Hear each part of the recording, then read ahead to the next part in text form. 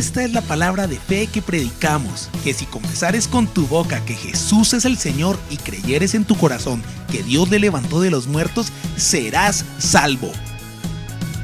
La Iglesia Tabernáculo de la Fe presenta un mensaje de esperanza.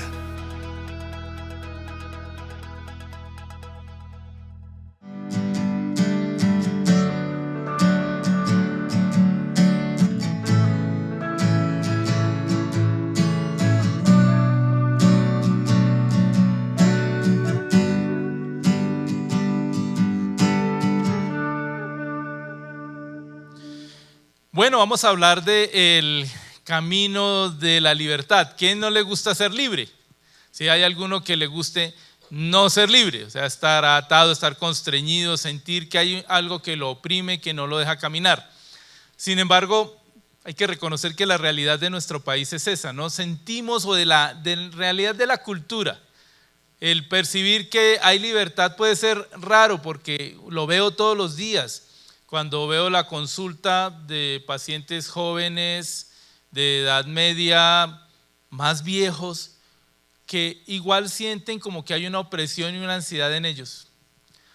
Algo que implica temor, miedo. Obviamente está la enfermedad, primero que todo, pero creo que de manera sincera lo puedo decir, que hay mucho más detrás de eso.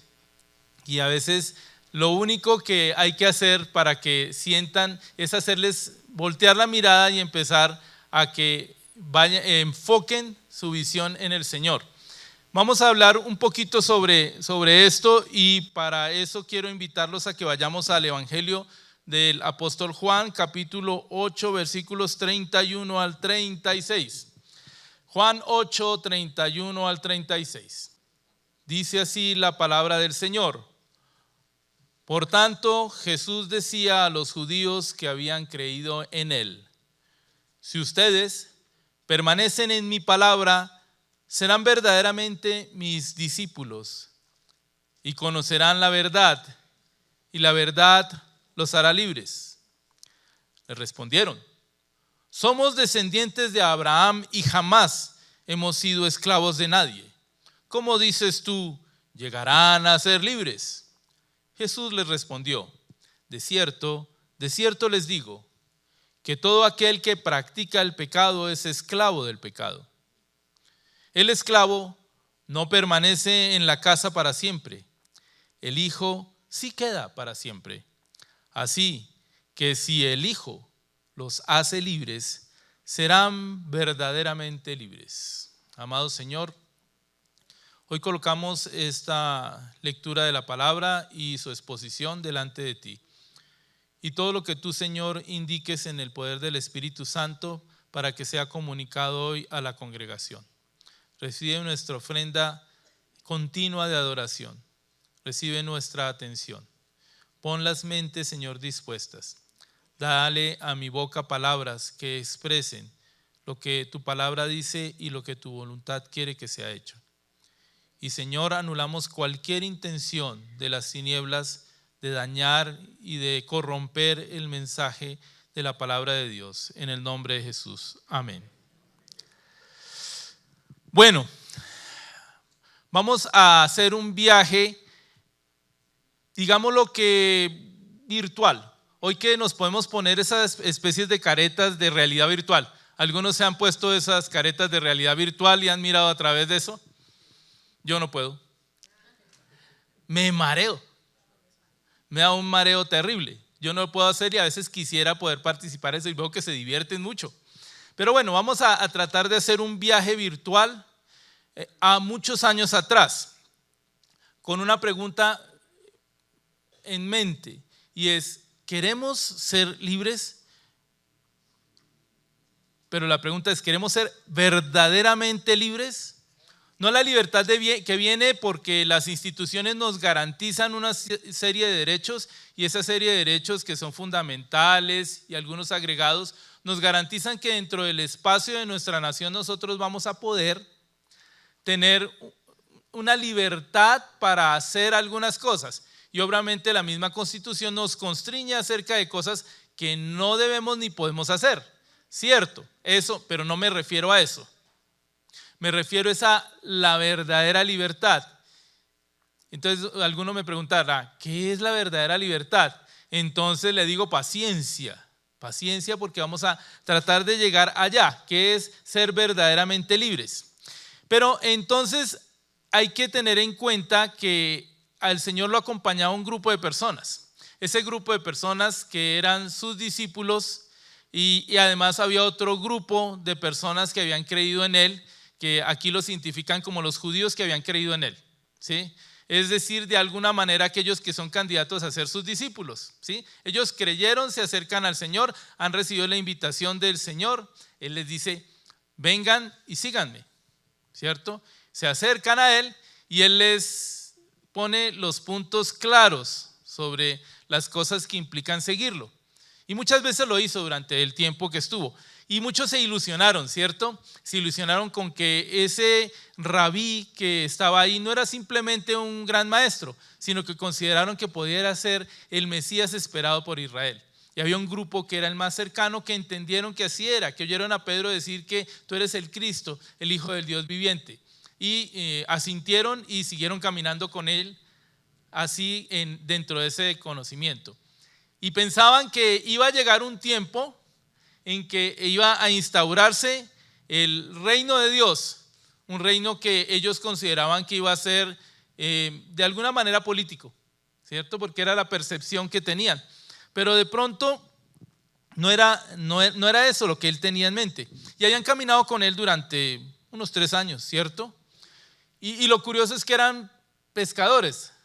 Tal vez yo me pongo a pensar, e imagínense ustedes dentro de esa realidad virtual, ¿a quiénes hubieran escogido como sus discípulos para iniciar un proyecto llamado el reino de Dios? Una cosa tan grande que no tiene parangón.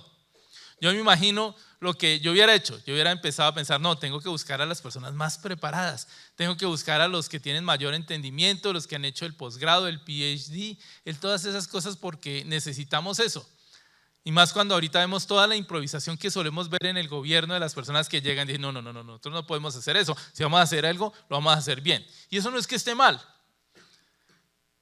Pero lo curioso es que el Señor no hizo algo así, ¿cierto? Y aquí él cuando invitó a los primeros, invitó a ¿quiénes? A pescadores.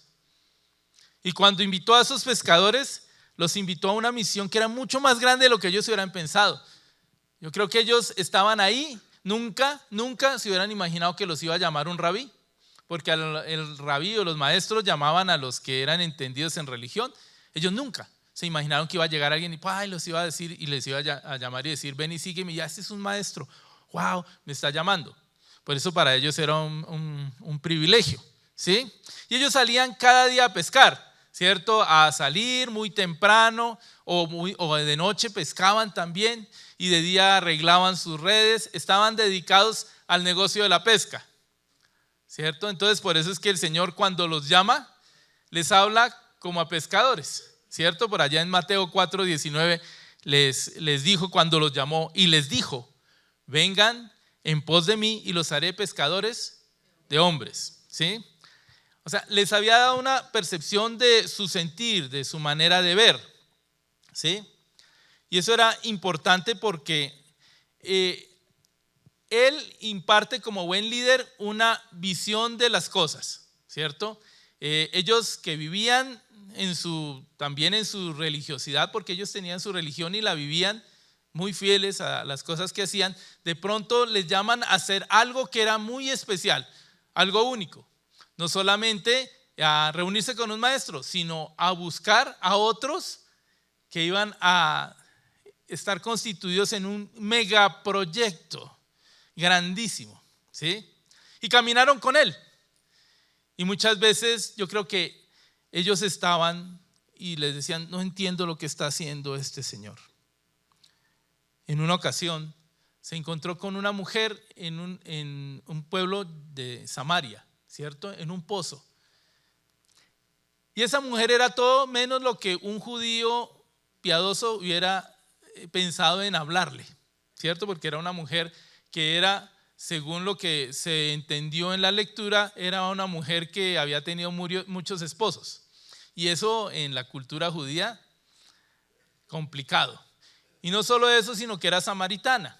Y él había hablado con esta mujer y esta mujer había con entusiasmo recibido el mensaje y los discípulos se habían ido a buscar alimento, ¿cierto? Entonces yo me imagino la sorpresa de estos discípulos que habían sido llamados por el Señor y él lo encuentran hablando con una mujer. ¡Oh! Está hablando con una mujer y es una samaritana. Se acercan a él y como que no querían como tocarle el tema, porque como traían que era la comida, ¿cierto? Entonces cambiémosle el tema a la cosa porque es como incómodo, no hablemos de esto. Y le dicen, Rabí, come. Eso está en el Evangelio de Juan capítulo 4, ¿sí? Pero les dijo, yo tengo una comida para comer que ustedes no saben. Entonces sus discípulos se decían el uno al otro, ¿acaso alguien le habrá traído algo de comer? Jesús les dijo, mi comida es que yo haga la voluntad del que me envió y que acabe su obra. ¿No dicen ustedes todavía faltan 4 meses para que llegue la siega? Y aquí les digo, alcen sus ojos y miren los campos, ya están blancos para la siega. Entonces él les da una perspectiva de algo mucho más grande que ellos mismos. Inicialmente los llama para ser pescadores de hombres y aquí los llama a ser segadores, ¿sí? Pero no es cualquier tipo de segadores, sino de recoger la cosecha del Señor, ¿sí? Él los que estaba haciendo, pasándolos de lo que era lo cotidiano, la pesca, la siembra, la cosecha, a lo trascendente. Los estaba llamando de sus propios intereses a el reino de Dios. Y les dio además una manera de pensar que se nos comunica a nosotros ahora. Todos ustedes han leído alguna vez Filipenses capítulo 2. Cuando dice, ¿lo han leído? Sí, yo a veces lo tengo por ahí con mucha frecuencia en varias versiones. Dice, hayan ustedes el mismo sentir que hubo en Cristo Jesús, el cual no tuvo ser igual. Bueno, todas esas cosas que él dice ahí, de ahí en adelante, es la humillación y la exaltación de Cristo. Es muy pocas veces nosotros nos enfocamos en la primera parte, ¿sí? En el versículo inicial. Cuando uno lo lee en Reina Valera, la versión que tal vez tiene la mayoría de ustedes, y si lo tienen ahí Filipenses 2:5, ¿sí? Y si tienen Reina Valera 1960, van a encontrar esto. Haya pues en vosotros este sentir que hubo también en Cristo Jesús, ¿cierto? ¿Eso dice? Bueno, también si tienes Nueva Versión Internacional, por ejemplo, dice, la actitud de ustedes debe ser como la de Cristo Jesús, ¿cierto? Yo aquí traigo otra versión que dice así, hayan ustedes esta manera de pensar que hubo también en Cristo Jesús. Hay 3 palabras distintas, en una dice sentir, en la otra dice la actitud y en otra dice la manera de pensar. Pero es la misma palabra. Es una palabra que quiere decir ejercitar la mente, una disposición mental, ¿sí? Que involucra no solamente la voluntad, los sentimientos, sino también la conciencia. Como ven, es una palabra que va mucho más allá de el mismo sentir. Cuando digo el mismo sentir, ¿yo qué hago? Siento. Cuando digo la actitud. Y cuando digo la pensar, me enfoco en el pensamiento. Por eso dije, no, les tengo que traer los 3, porque necesito que cojamos todo el sentido de lo que quiere decir esa palabra, que es proneo o pronos, ¿sí? Que quiere decir una actitud de la mente, pero que implica una decisión voluntaria, unos sentimientos y también una acción consciente. Todo eso dice ahí, sí. Eso es lo que quiere decir tener una visión, ¿sí? Una realidad, o sea, una visión, un enfoque de la realidad. A eso le llamamos, es una palabra que es muy común ahora, la cosmovisión. Entonces, lo que estaba diciendo aquí el apóstol Pablo con respecto a nuestro Señor es que nosotros debíamos de tener la misma cosmovisión que nuestro Señor Jesucristo, ¿cierto? ¿Les parece? Entonces aquí la pregunta, ¿tenemos la cosmovisión del Señor? Y espero que ustedes tengan claro ese concepto de cosmovisión, que es toda una visión de la realidad, que significa la forma como nosotros percibimos el mundo y actuamos en consecuencia. Y eso es lo que nos está pidiendo que tengamos, ¿sí? ¿Por qué nos llamamos cristianos? Alguno dirá, porque es que se estaban burlando los romanos del tiempo del Señor y le llamaron los que parecen a Cristo, ¿sí? Entonces, cristianos, una forma peyorativa de decirle a los que seguían a Cristo, pero ellos lo tomaron como algo muy personal, porque si nosotros somos semejantes a Cristo, vamos a decir que somos cristianos y estamos felices y nos sentimos gozosos porque nos dicen que nos parecemos a Cristo, ¿cierto? Lo mismo para nosotros. ¿Qué implica para ti que te digan que eres cristiano, que eres cristiana? ¿Es eso o no es eso? Porque una cosa sí es muy cierta, y es que hoy nuestro Señor Jesucristo existe en la tierra es a través de su pueblo. Y no quiero que eso no son palabras mías, eso es de un teólogo que murió en un campo de concentración nazi. Para los que están en clase conmigo, lo oímos cada rato, porque usamos muchas de las cosas que él escribió. Se llama Dietrich Bonhoeffer, un alemán. Y él dijo eso: Cristo hoy existe en la tierra a través de su pueblo. ¿Y eso qué es lo que quiere decir? No que estemos negando la omnipresencia de Cristo como Señor, sino que en su voluntad soberana se agradó de que nosotros seamos sus manos, que seamos sus pies, que seamos su boca, sus ojos, su mente, pero sobre todo su corazón. Pero estamos en esa realidad virtual en donde estamos acompañando a los discípulos. Vamos a volver a los discípulos, aquellos que invitó a seguirlo, a compartir con él, aquellos a los que les dio una visión, pero también a los cuales cada rato les cambiaba el chip y los ponía como a pensar en serio. Y hoy quiero que empecemos también a pensar sobre nuestra propia percepción de lo que significa seguir a Cristo y si lo estamos haciendo. Volvamos entonces a estos discípulos, aquellos que invitó a seguir, a compartir con él, que llevaban con él 3 años.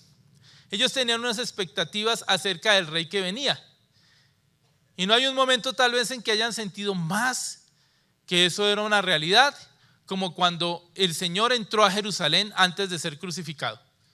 ¿Por qué? Porque Él les dice: vayan, traigan un burrito, ¿sí? Entonces yo me imagino que dicen: ¿dónde vamos a conseguir el burrito? Pero el Señor dijo: mire, vayan y van a encontrar un hombre, cuando entren allá se les va a cruzar y entonces ustedes van a encontrar el burrito y Él les va a decir qué es lo que están haciendo. Entonces no, que el maestro dice que el burrito, y entonces Él les va a dejar que cojan el burrito y se lo lleven. Entonces dicen: vamos.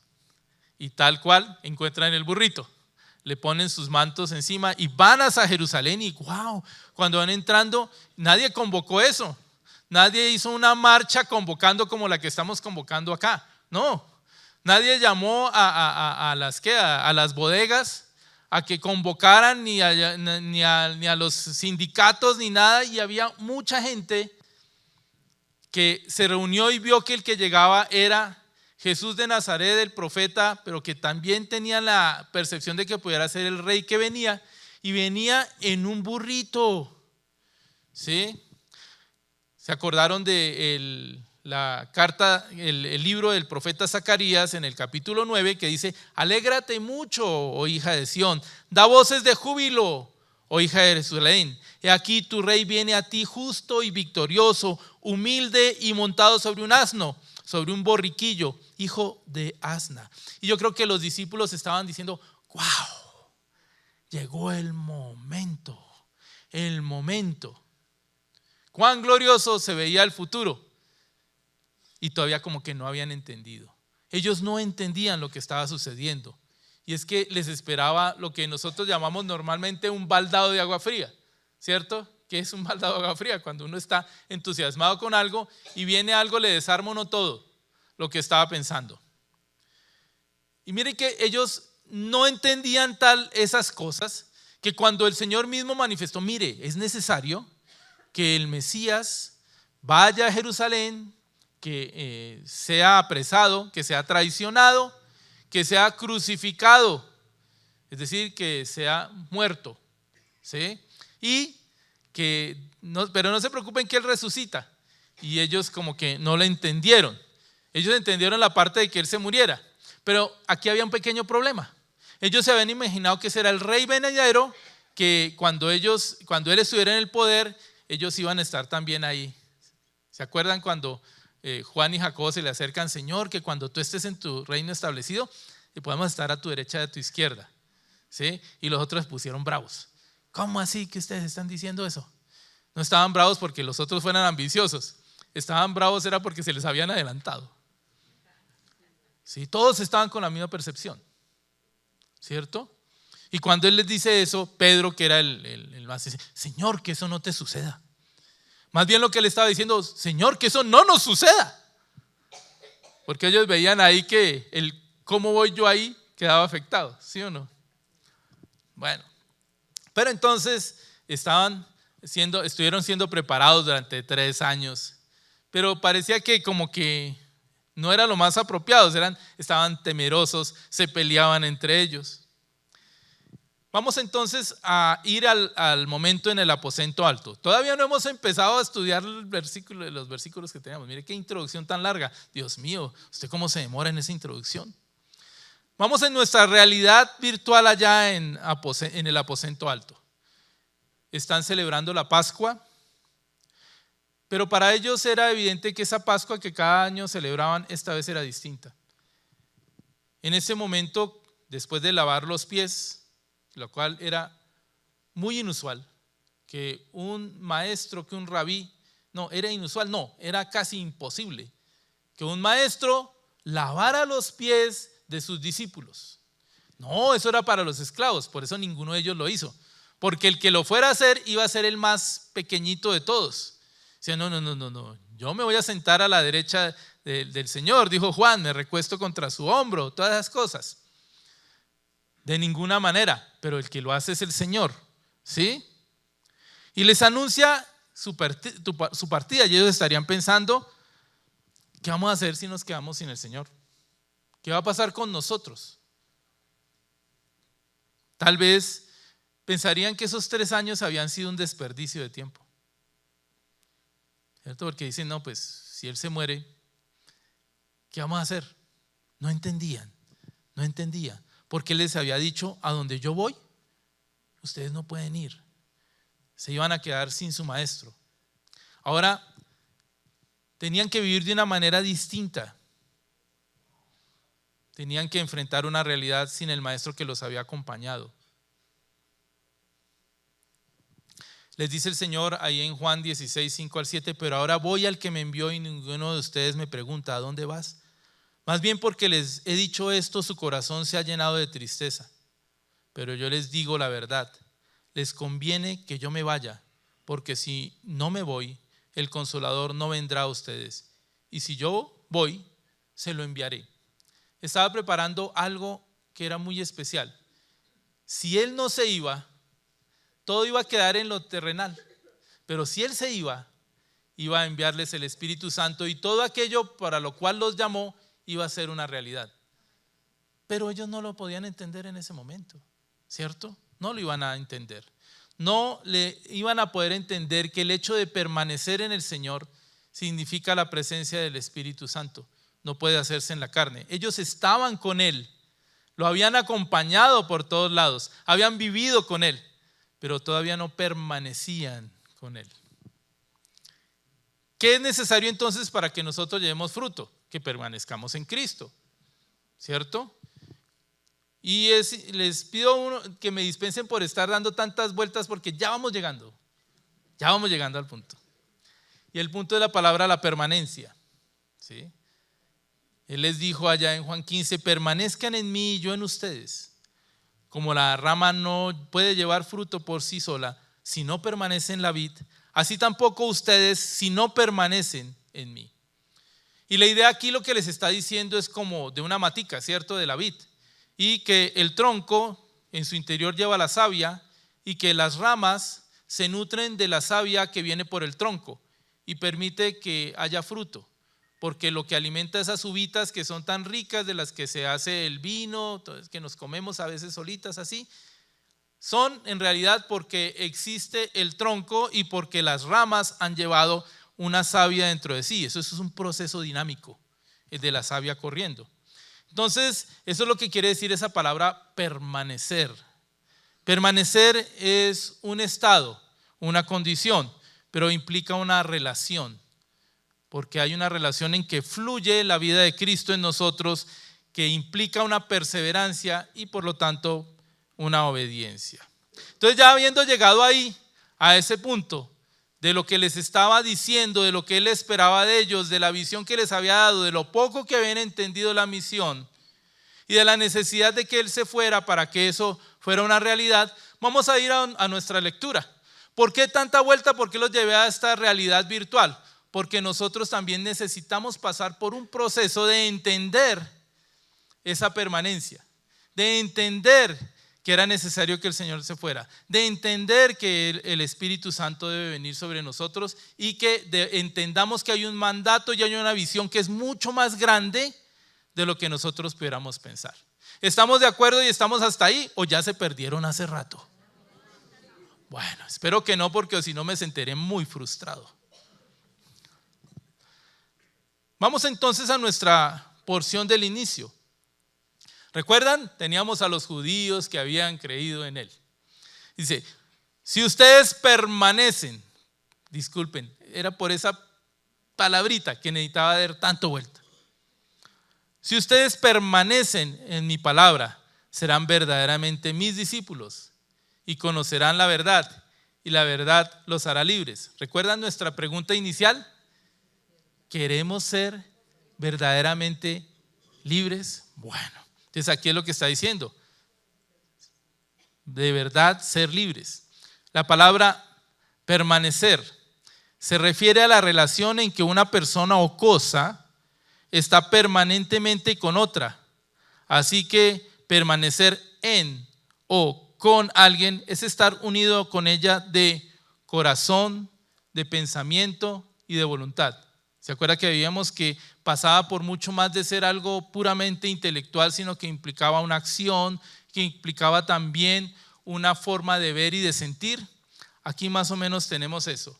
¿Qué es la palabra permanecer? Estoy en relación, pero es una relación en la cual yo pongo ahí todo mi corazón, todo mi pensamiento y toda mi voluntad.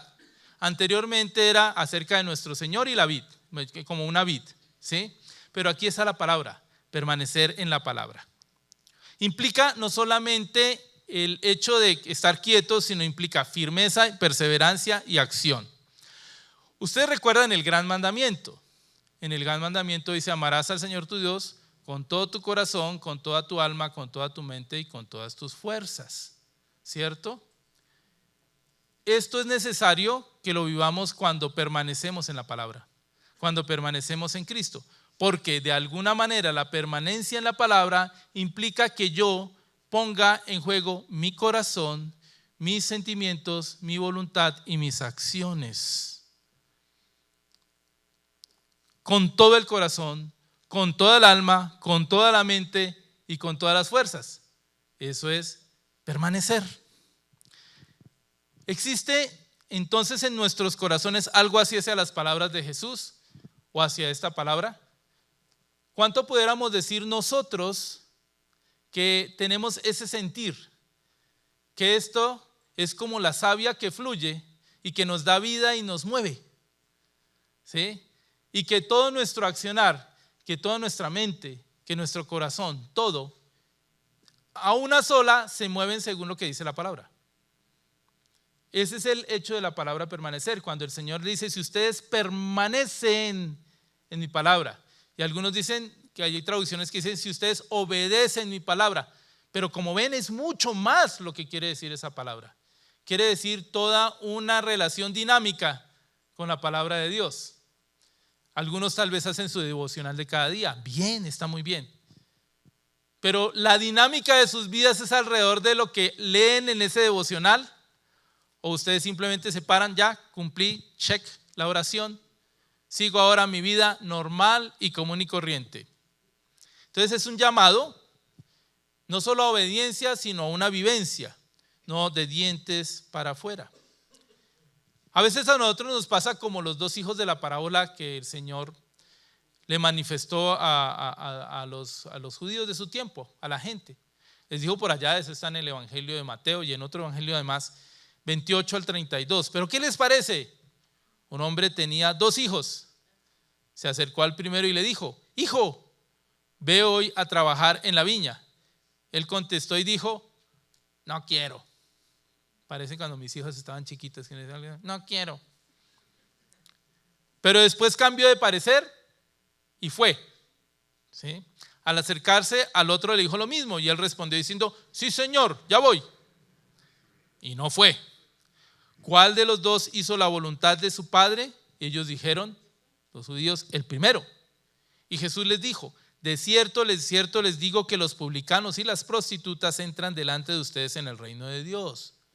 Porque Juan vino a ustedes en el camino de justicia y no le creyeron, pero los publicanos y las prostitutas le creyeron.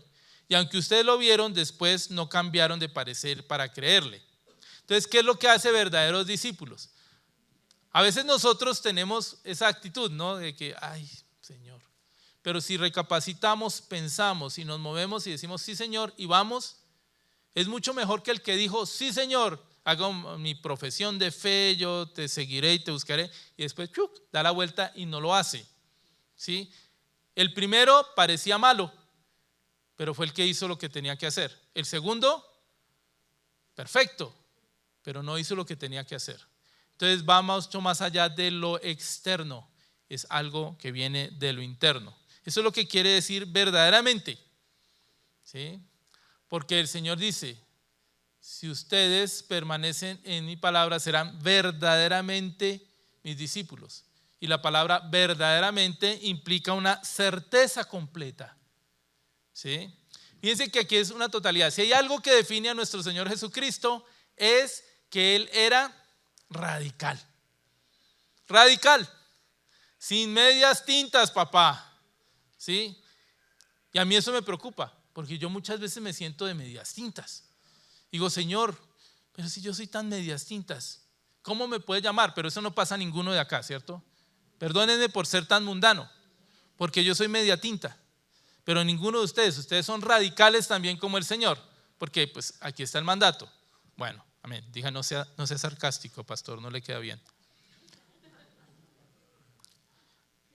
Alguien que cree todo lo que Jesús dice y hace todo lo que Él ordena. ¿Se acuerdan? Esa era la definición que hemos dado aquí de ¿qué? De discípulo. Y la palabra clave, cuando llegó alguien que cree todo lo que Jesús dice y hace todo lo que Él ordena, ¿cuál es? Todo. Todo.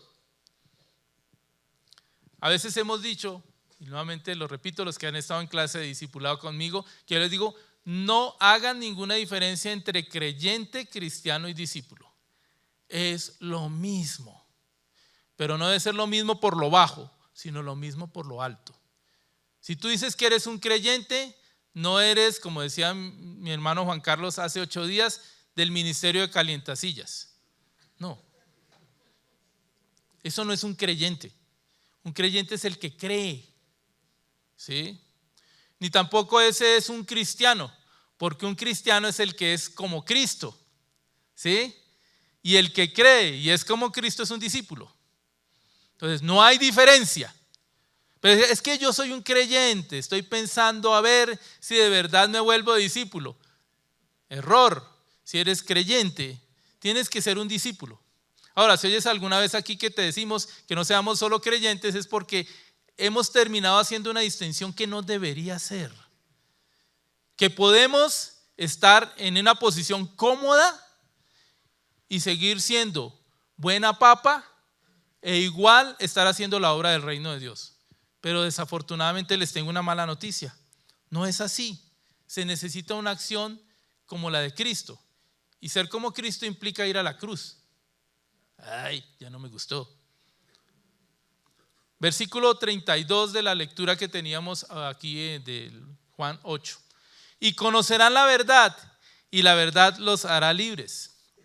Entonces decíamos al iniciar que queremos ser libres, que nadie quiere ser esclavo, que nadie quiere verse constreñido en su expresión, ¿sí? Entonces dice, pero ahí está la clave.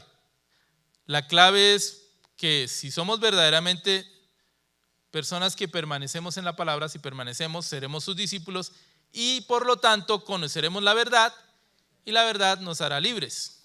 ¿Qué es conocer?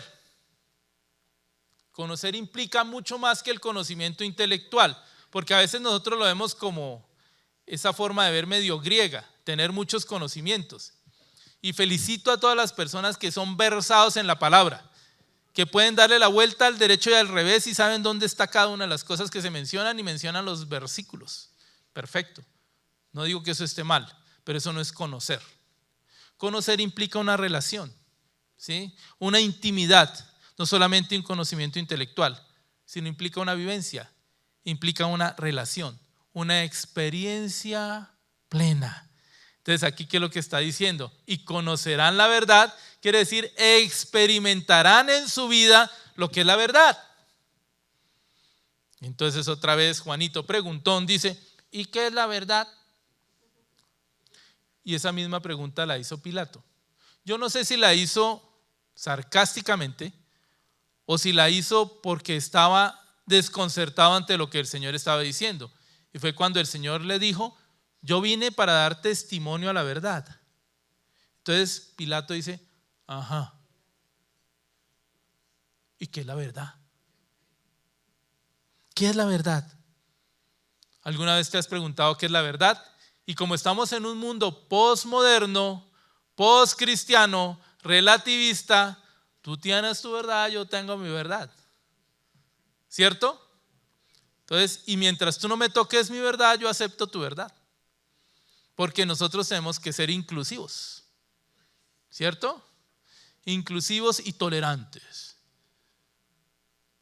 Pero cuando tú manifiestes algo que no es inclusividad, no soy tolerante contigo.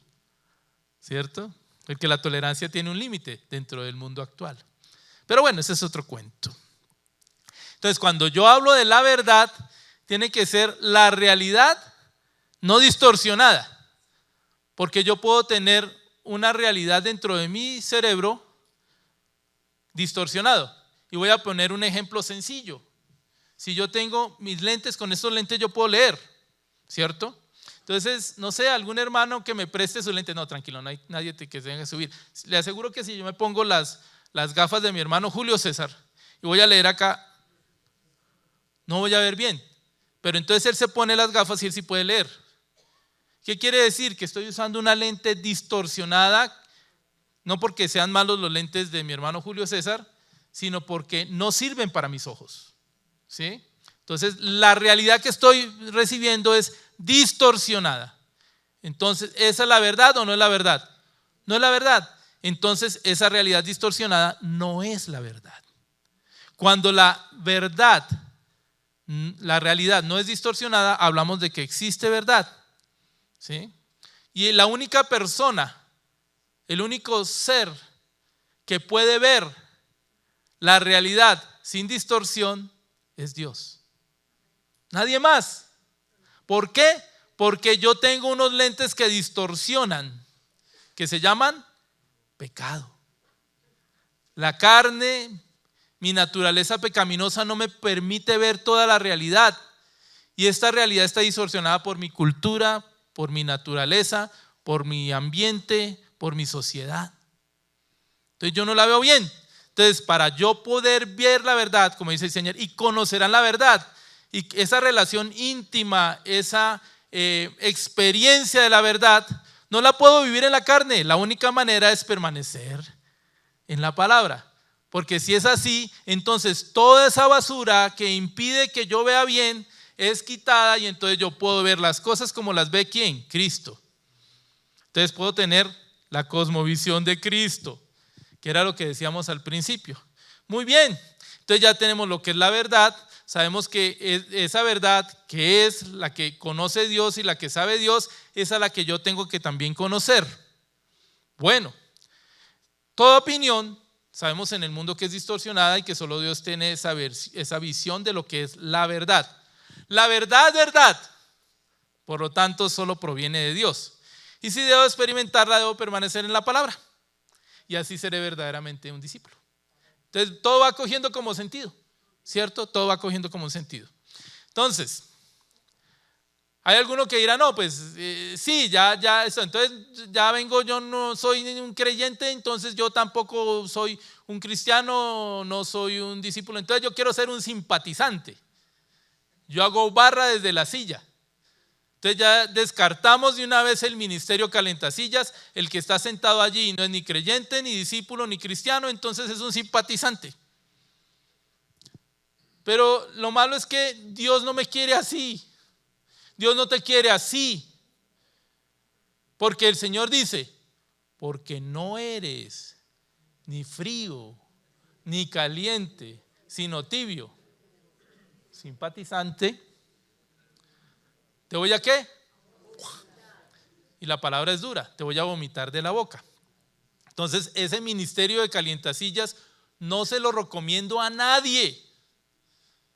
Porque de verdad yo los amo mucho, yo no los quiero ver vomitados. Yo quiero es que podemos llegar a la instancia de una relación plena con el Señor, de los verdaderos discípulos, de los que pueden disfrutar de la libertad. Vamos avanzando en nuestro camino, ¿sí? Entonces el verdadero discípulo entonces es el que vive la palabra y ese discípulo manifiesta el fruto. Ya nosotros hemos visto muchas veces cuál es el fruto. Vemos que en parte es el fruto del Espíritu, que eso es una obra del Espíritu Santo en cada uno de nosotros, que lo vamos a manifestar aquí entre nos. El fruto del Espíritu es uno solo. Entonces no es como los dones espirituales. Puede que yo tenga el don de enseñar, alguno tiene el don de profecía, otro tiene el don, el habla en lenguas, el otro interpreta lenguas, todo eso. Unos tienen unos, otros tienen otros. De hecho, la palabra dice que no todos tienen los mismos dones, ¿cierto? Pero el fruto del Espíritu no es opcional que lo tengamos todo. Entonces, tú no puedes decir, es que yo sí tengo gozo, pero no tengo paciencia. Yo soy buena gente, pero no soy amoroso. ¿Sí? No, es el fruto del Espíritu es uno solo y debes tenerlo. Amor, gozo, paz, paciencia, benignidad, mansedumbre, templanza, dominio. Todo debe estar en la misma persona. Y no podemos aspirar a menos, porque el fruto es multiforme, pero es uno. ¿Listo? Fruto es evangelizar, fruto es discipular, fruto es traer gloria al nombre de Dios, fruto es adorar. Es necesario que tengas todo eso. Si tú no das fruto, ¿qué eres? El discípulo debe llevar fruto y el fruto perdura, permanece. No es flor de un día, fluye, crece y es abundante, es dinámico. Y dice, y la verdad los hará libres. Y la verdad, dice el mismo versículo 32. Entonces, ahora, ¿qué es libertad? Algunos pueden entenderlo como el concepto falso de libertad, que es el de libertinaje. Yo hago lo que se me dé la gana. Pero no es así. No se trata de hacer lo que yo quiera. Se trata de tener el poder de vivir como Dios me diseñó desde antes de la fundación del mundo para que viviera. Nuevamente, la libertad es tener el poder para vivir como Dios me diseñó desde antes de la fundación del mundo para que yo viviera. ¿Sí? ¿Qué quiere decir? Hagan de cuenta un reloj muy fino. ¿Sí? Ese reloj muy fino, cuando fue diseñado, fue para dar la hora con precisión, y es una obra de arte, y uno lo mira y dice, wow, qué reloj tan bonito. ¿Sí? Cuando está funcionando y dando la hora exacta, está cumpliendo con el propósito del diseñador de dar la hora exacta. ¿Sí? O cuando ves por ahí un carro hermoso y ves pasando que lo diseñó alguien para que fuera un carro hermoso, cuando está funcionando así, está cumpliendo con lo que dio el diseñador. Ahora choca ese carro, vuélvelo chatarra. El mismo carro, ya no. ¿Ves? Es así como el Señor quiere verte. Él no quiere verte como un reloj descompuesto, no quiere verte como chatarra, quiere verte como un carro último modelo, quiere verte como un reloj de alta precisión. Así es como Él te quiere ver. Eso es libertad. Es como un ferrocarril por una carrilera. Tiene orden, pero va a toda velocidad y va a su destino. Somos poemas de Dios. Eso es lo que dice en su palabra. Y yo quiero que tú te mires al espejo. Yo me miré esta mañana al espejo, hice el ejercicio, ¿sí? Me miré al espejo y yo me dije, yo sí me veo como un poema de Dios. Y yo decía,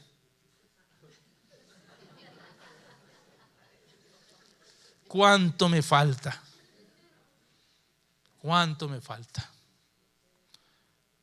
Pero el Señor te ve a ti y me ve a mí. Nos ve a nosotros. Él nos ve maravillosos. Y Él quiere que nosotros agrademos su corazón, así como cuando hizo su Hijo Jesucristo, que dijo, este es mi Hijo amado en quien yo tengo complacencia. Él quiere decir lo mismo de ti, de mí, de cada uno de nosotros. Complacerse con nosotros. Él me vio, Él te vio. Me vuelvo a mirar al espejo otra vez.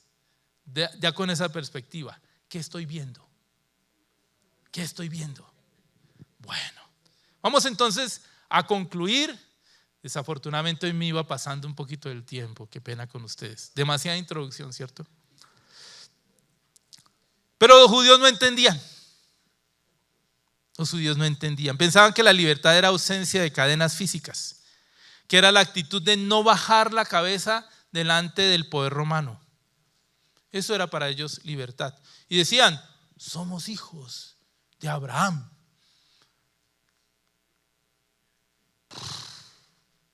Sacaban pecho. Somos hijos de Abraham. ¿No habían oído cuando Juan el Bautista les había dicho, el mismo Señor Jesús, que el Señor podía sacar de las piedras hijos de Abraham? Pero ellos se envanecían. Pero esto no se trata de una herencia en la carne, es una decisión en el espíritu de permanecer en la palabra. Ellos decían, no somos esclavos de nadie, pero el Señor dice, sí Señor, son esclavos del pecado. Para ser libres, tenemos que cambiar de la esclavitud del pecado a ser discípulos, que implica ser esclavos, pero de Cristo. Que eso es una paradoja, solamente puedo ser libre cuando soy esclavo de Cristo. ¿Sí? Se es esclavo de todo lo que se obedece. Y eso es lo que el Señor les está diciendo. Ustedes son esclavos de aquello que están obedeciendo, que es el pecado. La única esclavitud que trae libertad es la esclavitud al Señor, porque Él sí me permite vivir en la dimensión de aquello por lo cual fui diseñado. Terminamos. Solamente si somos libres, igual a ser esclavos, en Cristo, y permanecemos en la palabra, nosotros conoceremos la verdad. Y ahí podremos caminar de verdad la vida del cristiano. No hay forma de que seamos libres siendo solamente simpatizantes. No hay forma de que seamos libres siendo calientacillas. Seremos libres si somos discípulos y todo lo que implica serlo. Oramos. Gracias te damos, Señor, por lo que nos has enseñado hoy, por confrontarnos. Señor, gracias porque al mirarme el espejo, yo puedo ver que me falta mucho. Me veo en el espejo que eres tú, en el espejo de tu palabra. Pero quiero pedirte una cosa, Señor. Que en tu amor, en tu misericordia, en el poder de tu Espíritu Santo, me guíes, no solamente a mí, sino a toda la congregación, a todos los que pueden estar viendo este mensaje en cualquier parte, a tener una disposición clara a permanecer en tu palabra, Señor. Que haya esa relación vital con la palabra de Dios. Que estando en ella podamos ser así verdaderamente discípulos. Que no haya ni uno solo de los miembros de la congregación que sea indiferente o simpatizante, sino que todos sean creyentes, cristianos discípulos, verdaderos discípulos, que viven en la función de la palabra, porque el anhelo que tú tienes en el corazón es que ellos sean libres. Y solamente podrán ser verdaderamente libres si vivimos en esa dimensión. Gracias, Señor, en el nombre de Jesús. Amén. El Tabernáculo de la Fe presentó un mensaje de esperanza.